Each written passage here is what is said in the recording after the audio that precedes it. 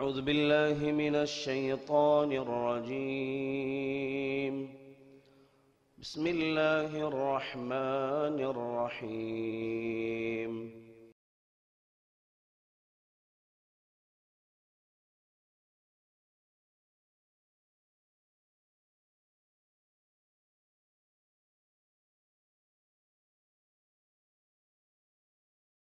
السلام عليكم ورحمة الله وبركاته. الحمد لله أرسله رسوله بالهدى ودين الحق ليظهره على الدين كله وكفى بالله شهيدا. وأشهد أن لا إله إلا الله وحده لا شريك له وأشهد أن نبينا محمدا أرسله هاديا ومبشرا ونذيرا وداعيا إلى الله بإذنه سراجا ومنيرا. أما بعد فإن أصدق الحديث كتاب الله وخير الهدي هدي محمد صلى الله عليه وسلم وشر الأمور محدثاتها وكل محدثة بدعة وكل بدعة ضلالة وكل ضلالة في النار. فأعوذ بالله من الشيطان الرجيم. بسم الله الرحمن الرحيم. يا أيها الذين آمنوا اتقوا الله حق تقاته ولا تموتن إلا وأنتم مسلمون. رب اشرح لي صدري ويسر لي أمري واحلل عقدة من لساني يفقه قولي. اللهم صل على محمد وعلى آل محمد كما صليت على إبراهيم وعلى آل إبراهيم إنك حميد مجيد. اللهم بارك على محمد وعلى آل محمد كما باركت على إبراهيم وعلى آل إبراهيم إنك حميد مجيد. எல்லா புகழும் புகழ்ச்சியும் ஏக இறைவன் அல்லாஹ் ஒருவனுக்கே சொந்தம். சாந்தி சமாதானம் நபிகள் நாயகம் ரசூலுல்லாஹி ஸல்லல்லாஹு அலைஹி வஸல்லம் அவர்கள் மீதும் அவர்கள் உற்றார் உறவினர்கள் சஹாபா தோழர்கள் தாபியீன்கள் தபுஉ தாபியீன்கள் குறிப்பாக நம் அத்துணை பேர்கள் மீதும் என்றும் நிலவட்டுமாக. அன்பான சகோதரர்களே, பெரியவர்களே, தாய்மார்களே, இன்றைய குதுபா பேருரையின் தலைப்பு இஸ்லாம் நற்குணத்தின் மார்க்கம். இஸ்லாமிய மார்க்கத்தை உற்று நோக்கினால், ஆய்வு செய்து பார்த்தால், இஸ்லாத்தை மூன்று பங்குகளை கொண்டு முழுமைப்படுத்தப்பட்டிருப்பதை பார்க்க முடியும். இந்த தலைப்பு இன்றைய காலகட்டத்தின் அவசியமான கட்டாயமான ஒரு தலைப்பாக இருக்கிறது. எனவே இஸ்லாமிய அமைப்பை பார்க்கிற பொழுது மூன்று பங்குகள் அதன் மூலமாகவே முழுமைப்படுத்தப்பட்டிருக்கிறது. ஒன்று அகீதா, ஈமான் என்று சொல்லலாம். இரண்டாவது ஷரீஆ, இபாதத் என்று சொல்லலாம். மூன்றாவது அஹ்லாக், கொடுக்கல் வாங்கல், நற்பண்புகள் என்று சொல்லலாம். இந்த மூன்று பங்குகளை கொண்டுதான் இஸ்லாம் முழுமை பெற்றிருக்கிறது. இதில் ஒன்று இல்லாவிட்டாலும் அது இஸ்லாம் பரிபூர்ணம் அடையாது, குறைபாடோடையே பார்க்கப்படும். எனவேதான் ஒவ்வொன்றும் இஸ்லாத்தின் மூன்றில் ஒரு பங்காக இருக்கிறது. ஒருவர்கிட்ட ஈமான் அகீதா இல்லை என்றால் ஒன்றுமே இல்லை. ஒருவரிடத்தில் இபாதத்து இல்லை, ஷரியா இல்லை என்றால் அவருடைய ஈமானில் குறைபாடு. ஒருவரிடத்தில் அஹ்லாக் நற்பண்பு இல்லை என்றால் ஈமானில் குறைபாடு. இஸ்லாத்தில் மூன்றில் ஒரு பங்கு அவரிடத்தில் இல்லை என்ற அர்த்தம். எனவே அஹ்லாக், அகீதா, ஷரீஆ இந்த மூன்றை கொண்டுதான் இஸ்லாம் முழுமை பெற்றிருக்கிறது. அதற்கு ஒரு எடுத்துக்காட்டாக பார்க்கலாம். சூரத்துல் இக்லாஸ், அல்லாஹ்வுடைய தூதர் ஸல்லல்லாஹு அலைஹி வஸல்லம் சூரத்துல் இக்லாஸை பற்றி சொல்லுகிற பொழுது இன்னஹா லதஅதிலு சுலுஸல் குர்ஆன் என்று சொன்னார். குர்ஆனின் மூன்றில் ஒரு பங்கை இந்த சூரத்துல் இக்லாஸ் அடைந்திருக்கிறது. குல் ஹுவல்லாஹு அஹத் என்று ஆரம்பிக்கிற அந்த அத்தியாயம் அக்கீதாவை சொல்கிறது, ஈமானை சொல்கிறது, அல்லாஹ்வை பற்றியான சிஃபாத்துகளை அறிமுகப்படுத்துகிறது. அப்படியான சூரத்துல் இக்லாஸ் சுலுசுல் குர்ஆன் என்று சொன்னார்கள். 1/3 குர்ஆனுடைய 1/3. எனவே இஸ்லாம் 3 பங்குகளாக வைத்தால் அகீதா ஈமான் 1 பங்காகவும், ஷரியா 1 பங்காகவும், அஹ்லாக் 3வது பங்காகவும் இப்படியாக பங்கு வைக்க முடியும். அதே போன்று குர்ஆனில் 1/3 இருக்கிற சூரத்துல் இக்லாஸ் எஞ்சிருக்கக்கூடிய பங்குகள் அது குர்ஆன் அஹ்லாக்கையும் இபாதத்தையும் பற்றி பேசுகிறது. எனவே நபிகள் நாயகம் ஸல்லல்லாஹு அலைஹி வஸல்லம் அவர்களுடைய நற்பண்பை பற்றி கேட்கிற பொழுது, அவர்களுடைய மனைவிடத்தில் கேட்கிற பொழுது அலஸ்த தக்ரஊனல் குர்ஆன் என்று கேட்டார். நபிகள் நாயகத்தினுடைய பண்பை கொஞ்சம் சொல்லுங்களே என்று கேட்கிற பொழுது அலஸ்த தக்ரஊனல் குர்ஆன், நீங்க குர்ஆனை ஓதவில்லையா என்று கேட்கிற பொழுது பலா, நாங்கள் குர்ஆனை ஓதுகிறோம், அதனுடைய அர்த்தங்களை புரிந்திருக்கிறோம். அப்படியானால் கான குலுகுஹு குர்ஆனா, நபிகள் நாயகத்தினுடைய பண்பு குர்ஆனாகவே இருக்கிறது. எனவே குர்ஆன் முழுமை பெற்றதாக இருக்கிறது. அந்த முழுமை பெற்ற அம்சங்கள் அகீதாவை சொல்லுகின்றன, அஹ்லாக்கை சொல்லுகின்றன, இபாதத்துகளை பற்றி குர்ஆன் சொல்லுகின்றன. எனவே ஒருவன் முழுமையாக குர்ஆனை ஏற்றுக்கொண்டு என் வாழ்வில் செயல்படுத்துகிறேன் என்று சொன்னால் வெறுமன அகீதாவை மட்டும் வைத்து பயன் அல்ல, அவர் முழு குர்ஆனை ஏற்றுக்கொள்ளவில்லை ஆயிரும். அவர் வெறுமன அஹ்லாக்கு மட்டும் அவரிடத்தில் இருக்கிறது என்றால் அவர் முழு குர்ஆனை ஏற்றுக்கொள்ளவில்லை என்று ஆகிவிடும். அவரிடத்தில் வெறும் இபாதத்து மட்டும் இருக்கிறது, அஹ்லாக்கும் இல்லை, அகீதாவும் இல்லை என்றாலும் அவரும் முழு குர்ஆனை ஏற்றுக்கொள்ளவில்லை. எனவே தான் நபிகள் நாயகம் ஸல்லல்லாஹு அலைஹி வஸல்லம் ஒருவர் பரிபூர்ணமான ஈமான் உடையவராக ஆக வேண்டுமானால் அவரிடத்தில் இருக்க வேண்டிய பண்பு நற்பண்பு என்று சொன்னார். எனவே இப்படித்தான் ஒவ்வொன்றும் ஒவ்வொரு பங்குகளை வகிக்கின்றன. நம்மில் அநேகர் எப்படி நினைத்து கொண்டிருக்கிறார்கள் என்றால் நற்பண்பு என்பதற்கும் ஈமானுக்கும் சம்பந்தம் இல்லை, நற்பண்பு என்பதற்கும் தீனுக்கும் சம்பந்தம் இல்லை என்று அறியாமல் நினைத்து கொண்டிருக்கிறார். இல்லை, வெறுமன அகீதாவை வைத்து மட்டும் பெரிய அளவில் பயனடைந்திட முடியாது. அந்த அகீதா சிறப்புக்குரியதாக இருக்க வேண்டுமானால் அஹ்லாக் தேவைப்படுகிறது. அந்த அகீதா, அந்த ஈமான் வளர்ச்சி அடைய வேண்டுமானால் இபாதத்து தேவைப்படுகிறது. எனவே இபாதத், அஹ்லாக், ஈமான் இவைகளை உள்ளடக்கிய ஒன்றாக இஸ்லாம் பார்க்கப்படுகிறது. நபிகள் நாயகம் ஸல்லல்லாஹு அலைஹி வஸல்லம் அப்படியே சொன்னார்கள், இன்னமா புஇஸ்து லியுதம்மிம மகாரிமல் அஹ்லாக் என்று சொன்னார். நான் அனுப்பப்பட்டிருப்பதெல்லாம் நற்பண்பை பரிபூர்ணப்படுத்தப்படுவதற்காக வேண்டியே அனுப்பப்பட்டிருக்கிறேன். எனவே முழுமை பெற வேண்டுமானால் நற்பண்பு கண்டிப்பா தேவைப்படுகிறது. ஷேக் ஃபைரோசாபாதி ரஹிமஹுல்லா அவர்கள் சொல்றாங்க, இன்ன தீன குல்லு குலுக் ஃபமன் ஜாத அலைக ஃபில் குல்கி ஜாத அலைக ஃபித் தீன் என்று சொன்னார்.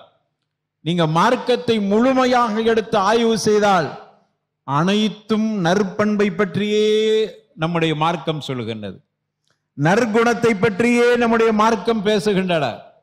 எனவே ஃபமன் ஜாத அலைக ஃபில் குல்க், யாரிடத்தில் நற்பண்பு சிறப்பான முறையில, அழகான முறையில அதிகமாக இருக்கிறதோ ஜாத அலைக தீன், அவர் மார்க்கத்தில் பரிபூரணத்தையும் மார்க்கத்தினுடைய அதிகத்தையும் அவரிடத்திலே பார்க்க முடியும். அதனால தான் ரசூலுல்லாஹி ஸல்லல்லாஹு அலைஹி வஸல்லம் இப்படி சொன்னாங்க, அக்மலுல் முஃமினீன ஈமானன், ஈமானில் ஒரு மூமின் பரிபூரணம் அடைகிறார் என்று சொன்னால் அஹ்ஸனுஹும் குலுகா, அவருக்கு நற்பண்பு, அழகிய பண்பு அவரிடத்திலே இருக்க வேண்டும். அழகிய பண்பு இருந்தால் மட்டும்தான் ஈமானினுடைய காமிலை அவர் பெறுவார், ஈமானினுடைய பரிபூரணத்தை அவர் அடைய முடியும் என்று சொன்னார். எனவே இன்று நம்மில் இந்த நற்பண்பை பொறுத்தவரையில நற்பண்பு ஒரு பெரிய வறட்சியாகவே நம்மிடத்தில் இருக்கின்றன. ஈமான் இருக்கிறது, மாஷா அல்லாஹ், இபாதத் இருக்கிறது, நற்பண்பு இல்லை, அல்லது நற்பண்பு இருக்கிறது, இபாதத் இல்லை என்று இப்படி ஈமானில் 1/3 நாம் நம்மில் அநேகர் தொலைத்து கொண்டே இருக்கிறோம். அதிலிருந்து பெரிய கவனம் எடுத்துக்கொள்ளவில்லை. நம்முடைய இஸ்லாமிய சமூகத்தினுடைய சகோதரத்துவம் வளர வேண்டுமானால் அஹ்லாக் அவசியப்படும், நற்பண்பு கண்டிப்பாக இருக்க வேண்டும். அப்பொழுதுதான் சகோதரத்துவம் வளரும். அதே போன்று வெறுப்புகள் மாற வேண்டுமானால் கண்டிப்பாக நற்பண்பு தேவைப்படுகிறது. நபிகள் நாயகம் ஸல்லல்லாஹு அலைஹி வஸல்லம் அவருடைய சமூகம் அப்படித்தான் உருவாக்கப்பட்டன.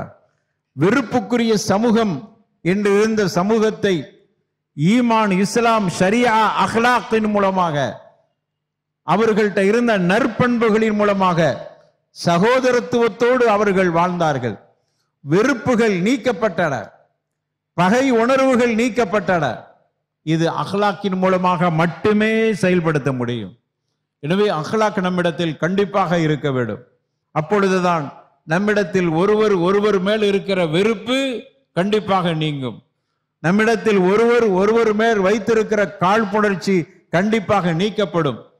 சகோதரத்துவம் என்கிற அந்த நல்ல பண்பை நாம் எடுத்து நடக்க முடியும். இஸ்லாமிய சமூகத்தை பொறுத்தவரையில ஒரே அணியில் பயணிக்க வேண்டுமானால் கண்டிப்பாக அங்கு அஹ்லாக் அவசியப்படுகின்றன, அங்கு நற்பண்பு தேவைப்படுகின்றன. இந்த இஸ்லாமிய கட்டமைப்பு என்று சொல்கிறோமே, அந்த கட்டமைப்பு உறுதியாக இருக்க வேண்டுமானால் அதற்கும் அஹ்லாக் தேவைப்படுகிறது. பகமை பாராட்டினால் இஸ்லாமிய கட்டமைப்பு சிதைந்து போய்விடும், ஒற்றுமை குலைந்துவிடும். எனவே தான் நபிகள் நாயகம் ஸல்லல்லாஹு அலைஹி வஸல்லம் அவர்கள் ஹிஜ்ரத் வந்தவுடன் அந்த தோழர்களுக்கு மத்தியில் சகோதரத்துவத்தை வலியுறுத்தினார்கள். சகோதரத்துவ நிலைத்து நிற்க வேண்டுமானால் அஹ்லாக் தேவைப்படுகிறது. சும்மா வாயால் சொல்வதல்ல சகோதரத்துவம் என்று, வெறுமன நடிப்பதல்ல சகோதரத்துவம் என்பது.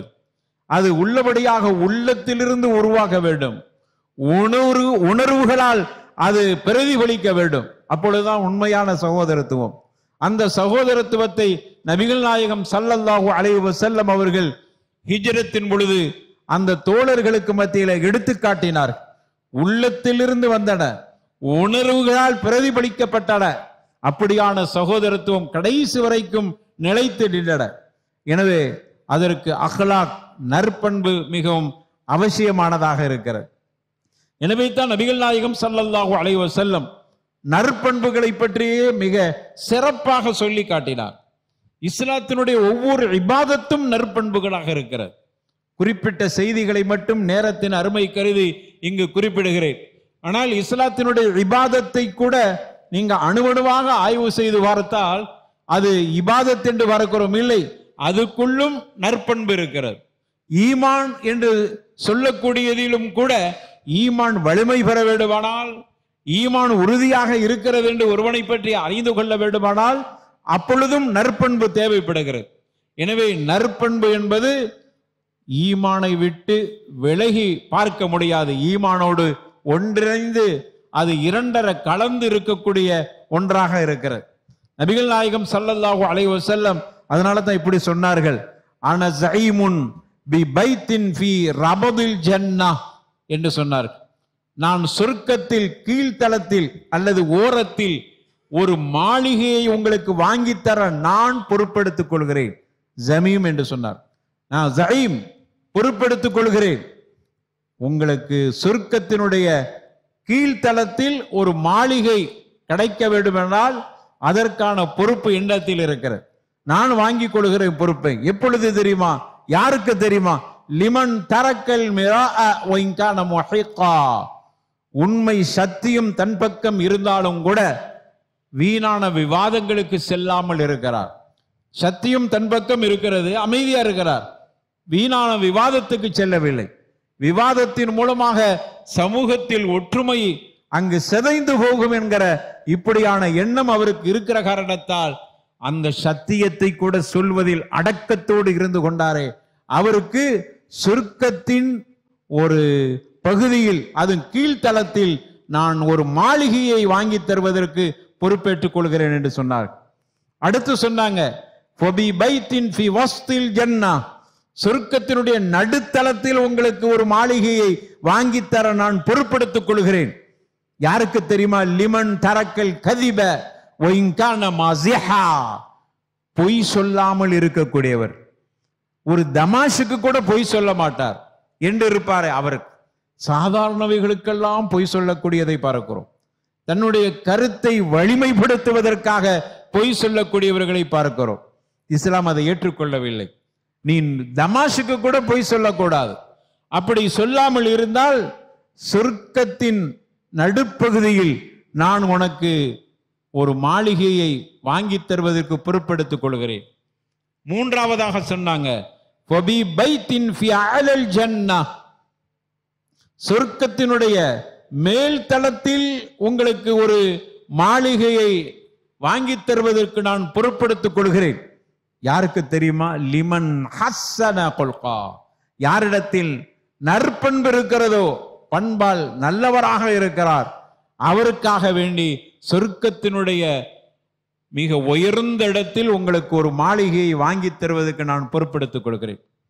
இந்த சொர்க்கத்தில் உள்ள மாளிகை என்று ரசூலுல்லாஹி ஸல்லல்லாஹு அலைஹி வஸல்லம் அவர்கள் பொறுப்பெடுப்பதாக கூறினார்கள். அந்த மூன்றையும் பாருங்கள், அந்த மூன்றும் மனித நேயத்திற்குண்டான ஒரு அம்சமாகத்தான் இருக்கும். சத்தியம் தெரிந்தும் அங்கு வாதத்தில் ஈடுபடவில்லை, அதனால் பிறருடைய உள்ளம் காயப்படாமல் பாதுகாத்துக் கொள்ள வேண்டும் என்கிற எண்ணம் இங்கும் மனித நேயத்தினுடைய அம்சம் ஒட்டி இருக்கிறது. பொய் சொல்ல, தமாஷுக்கு கூட பொய் சொல்லவில்லை. அதுவும் ஒரு வகையில பிறரை பாதிக்கக்கூடிய, கொச்சைப்படுத்தக்கூடிய ஒன்றாக மாறிவிடும். ஒரு உண்மையாளரை பொய்ப்படுத்தி விட்டதாக கருதப்படும். எனவே அதுவும் மனித நேயத்திற்கு உண்டான ஒன்றாக இருக்கிறது.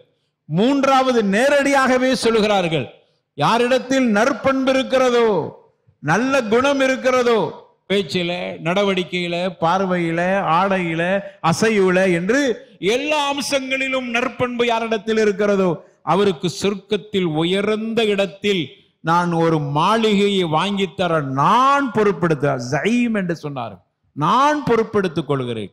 அல்லாஹ்வுடைய தூதர் ஸல்லல்லாஹு அலைஹி வஸல்லம் அவர்கள் வாக்குறுதி கொடுத்தால் மாறு செய்ய மாட்டார். சாதிக்குல் வஅதுல் அமீன். அல்லாஹ்வுடைய தூதருக்கு அப்படி ஒரு பெயர் இருக்கிறது. அவர்கள் மெய்யை சொல்வார்கள், சொன்ன வாக்குறுதியை கண்டிப்பாக நிறைவேற்றி தருவார். பொறுப்பெடுத்துக் கொண்டார்கள் என்றால் நற்பண்புக்கு எவ்வளவு தூரத்துக்கு அல்லாஹ்வுடைய தூதர் ஸல்லல்லாஹு அலைஹி வஸல்லம் அங்கு முக்கியத்துவம் கொடுத்திருக்கிறார் என்று பாருங்கள். அதே போன்று ஸல்லல்லாஹு அலைஹி வஸல்லம் அவர்கள் அபூதர் அல் கிஃபாரிக்கு வசியத்து செய்தார்கள். அந்த வசியத்தில் 3 வசியத்து செஞ்சார்கள். அந்த 3 வசியத்தில் ஒன்று காலிகின் நாஸ் பிஹுஸ்னி குல்க் என்று சொன்னார். நீ மக்களிடத்தில் நல்ல பண்போடு நடந்து கொள்ள வேண்டும் என்று வலியுறுத்தினார். 3 வசியத்தில் பிரதான வசியத், எல்லா மக்கள்கிட்டையும் நல்ல பண்போடு நடந்து கொள்ள வேண்டும், பகமை பாராட்டக்கூடியதாக இருந்துவிடக் கூடாது. அல்லாஹ்வுடைய தூதரின் வசியத். அதே போன்று அல்லாஹ்வுடைய தூதர் ஸல்லல்லாஹு அலைஹி வஸல்லம் சொன்னாங்க, நாளை மறுமையில ஒரு மனிதனுடைய நன்மை தட்டு கனமாக இருக்க வேண்டுமானார், என்ன மீசான் கனமாக இருந்தால்தான் அவருக்கு சொர்க்கம் உறுதி செய்யப்படும், அவருடைய விசாரணை லேசாக்கப்படும். எனவே மீசான் கனமாக, நெருக்கிற நன்மை தட்டு கனமாக இருக்க வேண்டுமானால் மாமின் ஷையின் ஃபில் மீசானி அஸ்கல மின் ஹுஸ்னில் குல்க், நற்பண்புதான் அந்த நன்மை தட்டை கனமாக்குறது என்று ரசூலுல்லாஹி ஸல்லல்லாஹு அலைஹி வஸல்லம் அவர்கள் சொன்னார். அது ஒரு இபாதத்தாகவே கருதப்படுகிறது. நற்பண்பு என்பது ஒரு பிறரை பார்த்து நல்ல விதமாக பேசுவதை கூட அல்ல இபாதத்தாக கருதுகிறான். அதனால தான் அந்த இபாதத்துகள் அனைத்து நெருக்கப்படுகிற பொழுது நற்பண்பும் நெருக்கப்பட்டு நற்பண்பின் மூலமாகவே அந்த நன்மை தட்டு கனமாக்கப்படுகிறது. அந்த அளவுக்கு நற்பண்பை வலியுறுத்தப்பட்டிருக்கிறது. இஸ்லாம் அதை வலியுறுத்துகிறது. எனவே ஈமானை விட்டு, ஷரியத்தை விட்டு, நற்பண்பை விட்டு கண்டிப்பாக பார்க்க முடியாது. இவைகள் அனைத்தும் சேர்ந்தால்தான் அக்மலுல் முஃமின், அவர் ஈமானில் பரிபூரணம் அடைந்தவராக இருப்பார். அதே போன்று சொர்க்கம் செல்வதற்கு அதிகமான அமல்களில் பிரதான அமல் என்று எடுத்துக்கொண்டால் அல்லாஹ்வுடைய தூதர்கிட்ட கேட்கப்படுகிறது, சொர்க்கம் போகணும், அதுல மிக அதிகமான அமல் என்று எடுத்துக்கொண்டால் இந்த அமலை செய்து விட்டால் சொர்க்கம் போயிடலாம் அப்படின்னா எதுன்னு கேட்கும்போது ரெண்டு விஷயத்தை சொன்னாங்க. ஒன்று தக்வல்லாஹ், இறையச்சத்தோடு இருந்து கொள். அடுத்து ஹுஸ்னுல் குல்க் என்றார், நற்பண்பு. இந்த இரண்டும் இருக்குமானால் நீ சொர்க்கம் போயிடலாம். இது தக்வல்லாஹ், அல்லாஹ்வுடைய ஹக்கு. அதே போன்று நற்பண்பு என்பது அது மனிதர்களுடைய ஹக்கு. ஆத்மீ, இது மனிதர்களுக்கு செய்ய வேண்டிய பண்புகள். அது ஹுகூகுல்லாஹ், அல்லாஹ்வுக்கு செய்ய வேண்டிய கடமை தக்வா என்பது, இறையச்சம் என்பது. இந்த இரண்டும் இருந்தால் அவர் சொர்க்கம் சென்று விடுவார். நினைத்தான் அபூ தர்தா ரலியல்லாஹு அன்ஹு அவர்கள் ஒரு நாள் இரவில் முழுக்க முழுக்க உம்மு தர்தா சொல்றாங்க. உம்மு தர்தா, அபூ தர்தா சஹாபி, அவருடைய மனைவி தான் உம்மு தர்தா. அவங்க பேரு ஹஜீமா என்று சொல்றாங்க. அந்த உம்மு தர்தா இருக்கிறாங்க, அவங்க தாபியா, இவங்க சஹாபி. ஆனால் ரசூலுல்லாஹ்வை அவங்க மனைவி பார்க்காதனால அவங்க தாபியா. இப்போ ஒரு தாபியாவாக இருக்கிற உம்மு தர்தா அபூ தர்தாட்ட கேட்கிறாங்க. ஒரு நாள் இரவு அபூ தர்தா எப்பொழுதும் இரவில் எழுந்து நடுநிசையில தொழுகிற பழக்கம் சஹாபாக்கள்கிட்ட, தாபியின்கள்கிட்ட, தபு தாபின்ற நல்லவர்கள்ட்ட இன்று வரைக்கும் அந்த பழக்கம் இருக்கிறது. அதே போன்று அபூ தர்தா அன்று எழுந்து இரவில் தொழுகிற பொழுது அழுதுகிட்டே தொழுகிறாங்க. தொழுகை முழுக்க அழுகை, அழுகை நிற்கவே இல்லை. அழுதுகிட்டே அவர்கள் துவா கேட்கிற பொழுது ஒரு துவாவை மடக்கி மடக்கி கேட்டாங்க. எதுவரைக்கும் இந்த அழுகை இருந்தது என்றால் ஹத்தா அஸ்பஹ, சுபஹ் வரைக்கும் அவர்களுடைய அழுகை தொடர்கிறது. அவர்களுடைய துவாவும் ஒரே துவாவை மடக்கி மடக்கி கேட்கிறாங்க. அல்லாஹும்ம அஹ்ஸன்த ஹல்கி ஃபஅஹ்ஸின் குல்கி என்கிறத மடக்கி மடக்கி கேட்கிறாங்க. இதை பற்றி தான் உம்மு தர்தா கேட்கிறாங்க அபூ தர்தா கிட்ட, மக்கான துஆவுக முந்து லைலா, நான் இன்று இரவில் பார்த்தேன் அதிகமாக உங்களுடைய துஆ ஃபி ஹுஸ்னில் குல்க், நற்பண்பு சம்பந்தமான துஆவாக இருப்பதை பார்த்தேனே. அல்லாஹ்வே, என்னுடைய படைப்பை எப்படி அழகாக்கி வைத்து இருக்கிறாயோ அப்படி வைத்தவளே என்னுடைய பண்பையும் அழகாக்கி வைக்க வேண்டும் என்று அல்லாஹ் கிட்ட நீங்க துஆ கேட்பதை நான் பார்க்கிறேன். எனவே ஏன் அப்படி என்று கேட்கிற பொழுது அபூ தர்தா அழகாக சொன்னாங்க, இன்னல் ஆபிதல் முஸ்லிம யுஹ்சினு குலுகுஹு ஹத்தா யுதுகிலுஹு ஹுஸ்ன குலுகிஹி அல் ஜன்னah இலா ஆகிரிஹி. ஒரு விஷயத்தை புரிந்து கொள் உம்மு தர்தாவே, ஒரு விஷயத்தை புரிந்து கொள். ஒரு முஸ்லிமான அடியான் நாள மறுமையில சொர்க்கத்திற்கு செல்ல வேண்டுமானால் அவரிடத்தில் நற்பண்பு அவசியமானதாக இருக்கிறது. நற்பண்பை சிறப்பான முறையில் அழகாக இருந்தால் மட்டும்தான் அவரால் சொர்க்கத்திற்கு போக முடியும் என்கிற காரணத்தால் நான் அடிக்கடி இன்று அதை பற்றி நினைத்தேன். எனக்கு கவலையாகிவிட்டது. இபாதத்து செய்கிறேன், ஈமானில் வலிமையோடு இருக்கிறேன், ஆனால் நற்பண்பில் குறை வைத்து விடக்கூடாது என்பதற்காக வேண்டி அல்லாஹ்விடத்தில் இப்படியாக துஆ கேட்கிறேன் என்று இவர்கள் இப்படி சொன்னார்கள் உம்மு தர்தாவிடத்தில் என்பதை நாம் வரலாற்றிலும் ஷுஅபுல் ஈமான் என்கிற கிரந்தத்திலும் பார்க்கிறோம். எனவே அருமையானவர்களே, இந்த அளவுக்கு நற்பண்பு விஷயத்தில் இஸ்லாம் அதிகம் கவனம் எடுத்துக் கொள்கிறது. இஸ்லாம் அதை அதிகமாக வலியுறுத்துகின்றன. எனவே ஈமானுக்கும் நற்பண்புக்கும் தொடர்பு இருக்கிறது, இபாதத்திற்கும் நற்பண்புக்கும் தொடர்பு இருக்கிறது. எனவே நம்முடைய இபாதத் சிறப்பாக இருக்க வேண்டும் என்று நினைக்கிற நாம் ஒவ்வொருவர்களும் அந்த இபாதத்தில் எந்த அளவுக்கு நற்பண்பை வலியுறுத்தப்பட்டிருக்கிறது என்பதையும் கவனத்தில் வைத்துக் கொள்ள வேண்டும். தொழுகை, அதே போன்று நோன்பு, ஜக்காத்து, ஹஜ் என்கிற பிரதான இந்த வணக்கங்களிலும் நற்பண்பு அங்கு இருக்கிறது. நம்ம நினைக்கிறோம் தொழுகிறது அல்லாஹ்வுக்காக வேண்டி. இல்லை, அல்லாஹ்வுக்காக வேண்டி தொழுகிற அந்த இபாதத்தான அந்த தொழுகையில் அதனால் பிறருக்கு என்ன நற்பண்பை, பிறருக்கு என்ன நல்ல விஷயத்தை நாம் செய்துவிட போகிறோம் என்று நாம் நினைக்கலாம். இல்லை, அதிலையும் அந்த நற்பண்பின் தத்துவத்தை எல்லா இபாதத்திலும் வைக்கப்பட்டிருக்கிறது. இஸ்லாமிய வணக்க வழிபாடுகளை ஆய்வு செய்கிற பொழுது அதில் நற்பண்போடு சேர்ந்த ஒன்றாகத்தான் அந்த இபாதத் இருக்கும். நற்பண்புக்கு முரணாக இருக்கிற ஒன்று அது எவ்வளவுதான் பெரிய அல்லாஹ்வுக்கு நேசத்துக்குரியதாக இருக்கிறது என்று நீங்கள் கருதினாலும் அது அல்லாஹ்வால் அங்கீகரிக்கப்படாது. காரணம், மனித நேயத்திற்கு முரணாக இருக்கிறது, மனித பண்புக்கு முரணாக இருக்கிறது, பிறருக்கு அது கஷ்டத்தை உருவாக்கக்கூடியதாக இருக்கிறது என்று இருக்குமானால் அதை அல்லாஹ் அங்கீகரிக்க மாட்டான். எனவே அந்த தத்துவங்களை நாம் புரிந்து கொள்ள வேண்டும். நற்பண்பு மலர வேண்டுமானால் நமக்கு நம்முடைய ஈமானில் வலிமை இருக்கிறது என்ற அர்த்தம். நற்பண்புக்கும் ஈமானுக்கும் அப்படியான ஒரு தொடர்பு இருக்கிறது. அப்படிப்பட்ட நல்ல பண்புடையவர்களாக அல்லாஹ் ரப்பல் ஆலமீன் நாம் அனைவர்களையும் ஆக்க வேண்டும் என்று அல்லாஹ்விடத்தில் நாம் துஆ செய்து கொள்வோம். ஆகிரு தஅவானா அனில் ஹம்துலில்லாஹி ரப்பில் ஆலமீன். அல்ஹம்துலில்லாஹ் வஸ்ஸலாத்து வஸ்ஸலாமு அலா ரசூலில்லாஹ் வ அலா ஆலிஹி ஹிஸ்பில்லாஹ் வ அஸ்ஹாபிஹி ஜுந்தில்லாஹ் அம்மா பஅத். ஃபஅஊது பில்லாஹி மினஷ் ஷைத்தானிர் ரஜீம். பிஸ்மில்லாஹிர் ரஹ்மானிர் ரஹீம். யா அய்யுஹல்லதீன ஆமனு தக்குல்லாஹ ஹக்க துகாத்திஹி வ லா தமூதுன்ன இல்லா வ அன்தும் முஸ்லிமூன். அன்பான சகோதரர்களே, நற்பண்பு இல்லாதவர் கண்டிப்பாக இரக்கமற்றவராக இருப்பார். நற்பண்பு ஒருவர்கிட்ட இல்லைன்னா அவர்கிட்ட இரக்கம் இருக்காது. கஞ்சனாக இருப்பார். நற்பண்பு இல்லாதவர்கள்ட்ட நீங்கள் பாருங்கள், கஞ்சத்தனம் அதிகமாக இருக்கும். யாருக்கிட்ட கஞ்சத்தனம் இருக்கிறதோ நற்பண்பில் கோளாறு இருக்குன்னு அர்த்தம். இஸ்லாத்தில் 3இல் ஒரு பகுதி அவர்கிட்ட இல்லைன்னு அர்த்தம். 3இல் ஒரு பகுதியாக நற்பண்பு கருதப்படுகிறது. ஆனால் நீ கஞ்சனாக இருக்கிறாய், நீ ஈமானில் இஸ்லாத்தினுடைய 3இல் ஒரு பகுதியை இழந்து விட்டாய்.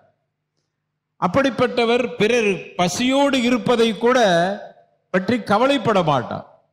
பக்கத்து வீட்டுக்காரர் பசியோடு இருக்கிறாரே என்கிற எண்ணம் கூட அவருக்கு வராது. அதான் இரக்கமில்லாதவராக இருக்கிறாரே. அப்படிப்பட்டவர் உண்மையிலேயே இஸ்லாத்தினுடைய 3இல் ஒரு பங்கை இழந்தவராக கருதப்படுகிறார். அதே போன்று அப்படிப்பட்டவர் சமுதாயத்தின் மீதும் அக்கறை இல்லாதவராக இருப்பார். யாரிடத்தில் நற்பண்பு இல்லையோ அவர் சமுதாயத்தை பற்றி பெருசா கவலைப்பட மாட்டார். சமுதாயத்தினுடைய இன்னல்களை பற்றி கவலைப்பட மாட்டார். அவர்களுடைய அத்தியாவசியமான தேவைகள் விஷயத்தில் கவலைப்படுகிறார்களே, கஷ்டப்படுகிறார்களே, அதை பற்றியெல்லாம் கவலைப்பட மாட்டார். காரணம், அவர்கிட்ட நற்பண்பு இல்லை. இதெல்லாம் நற்பண்போடு தொடர்புடையது. இது எல்லாத்துக்குமே ஹதீஸ் ஆதாரம் இருக்கிறது. எனவே நாம் இந்த விஷயத்தை தெளிவாக புரிந்து கொள்ள வேண்டும். எனவே அதே மாதிரி யாரிடத்தில் நற்பண்பு இல்லையோ அவர்கிட்ட வெட்கமும் இருக்காது. யாருக்கிட்ட வெட்கம் இல்லையோ அவர்கிட்ட நற்பண்பு இல்லைன்னு அர்த்தம். வெட்கம் இல்லாத ஒரு மனுஷனாக ஒருவன் ஆகிவிட்டால் அவன் வெட்கப்படாத ஒரு நிலைக்கு தள்ளப்படுகிற காரணத்தால் பொய் சொல்ல துணிந்து விடுவான். முதல் தீய பண்பு அதுதான். ஏன்னா பொய் தான் எல்லாத்துக்கும் மூல காரணமாக இருக்கிறது. அதனால இஸ்லாம் அதை மிக தெளிவாக சொல்லி தருகிறது. ஒருவனுக்கு வெட்கம் இல்லைன்னா அவன் துணிந்து பொய் சொல்ல ஆரம்பித்து விடுவான். அவன் பொய் மட்டுமல்ல, வெட்கம் இல்லாதவன் துணிந்து எல்லா பாவத்தையும் செய்வான். இது ரசூலுல்லாஹி ஸல்லல்லாஹு அலைஹி வஸல்லம் அவர்கள் சொன்னது. ஒருவன் வெட்கம் இல்லை என்றால் அவன் எந்த நாடிய பாவத்தை செய்யட்டுமே, ஏன்னா அவனுக்கு தான் வெட்கம் இல்லையே. யாரிடத்தில் நற்பண்பு இல்லையோ அவன்கிட்ட வெட்கம் இருக்காது. யார்கிட்ட வெட்கம் இல்லையோ அவன் நற்பண்பற்றவனாக கருதப்படுகிறான். எனவே அப்படிப்பட்டவன் எந்த பாவத்தையும் எந்த தவறையும் செய்வான், துணிந்து செய்வான். மனித நேயத்துக்கு முரணான காரியத்தை செய்வான், மனித பண்புக்கு முரணான காரியத்தை செய்வான், பிறரை வேதனைப்படுத்துவான், வார்த்தையால் வேதனைப்படுத்துவான், அவர்களுக்கு தொல்லை கொடுப்பான், வீட்டில் குடும்பத்தில் நெருக்கடி கொடுப்பான் என்று இப்படியாக எல்லா வகையான தவறுகளும் அவனிடத்திலே பார்க்கப்படும்.